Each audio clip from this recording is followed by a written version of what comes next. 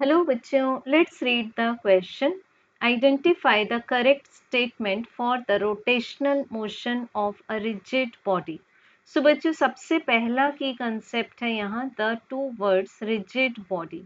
अब एक rigid body की जब हम बात करेंगे तो इसमें हम कितना भी लार्ज फोर्स अप्लाई कर लें, एक्सटर्नल फोर्स, इसके दो पार्टिकल्स के बीच में जो रिलेटिव डिस्प्लेसमेंट है दैट इज r12 वो कांस्टेंट ही रहेगा, वो चेंज नहीं होगा।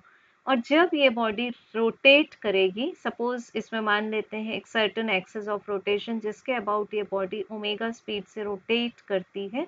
सो बच्चों, अब ओमेगा के दो केसेस हो सकते हैं, ईदर इट में कांस्टेंट और इट में be a variable, it means it में चेंज।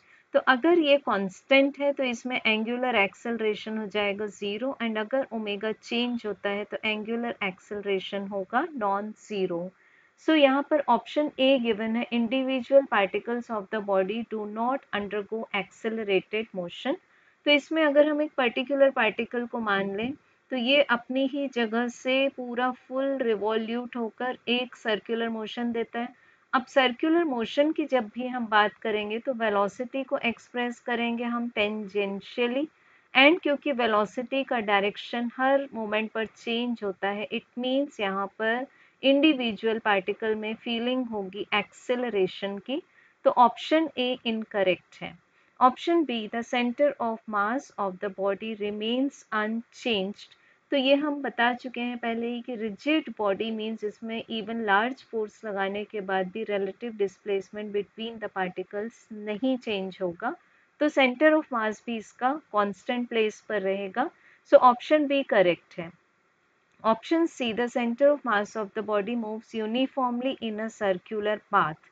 तो बच्चों, ये पार्शियली करेक्ट है और पार्शियली इनकरेक्ट है, क्योंकि अगर axis of rotation centre of मास से पास नहीं होता है तो सेंटर ऑफ मास फिर सर्कुलर पाथ पर इवॉल्व करेगा, एंड अगर axis of rotation, for example in the case of ring, axis of rotation इसके ज्योमेट्रिकल सेंटर से ही पास होता है तो सेंटर ऑफ मास अपनी ही प्लेस पर रहेगा। सो सी स्टेटमेंट भी यूनिवर्सली करेक्ट नहीं है। Then option D, individual particles and center of mass of the body undergo an accelerated motion. तो इसका भी जो फर्स्ट पार्ट है वो कम्प्लीटली करेक्ट है, बट जो सेकेंड पार्ट है वो डिपेंड करता है ऑप्शन नंबर सी के ट्रूथनेस पर, तो इसको भी हम मानेंगे कि यूनिवर्सली ट्रू नहीं है, so incorrect. So correct answer is option B. Thank you.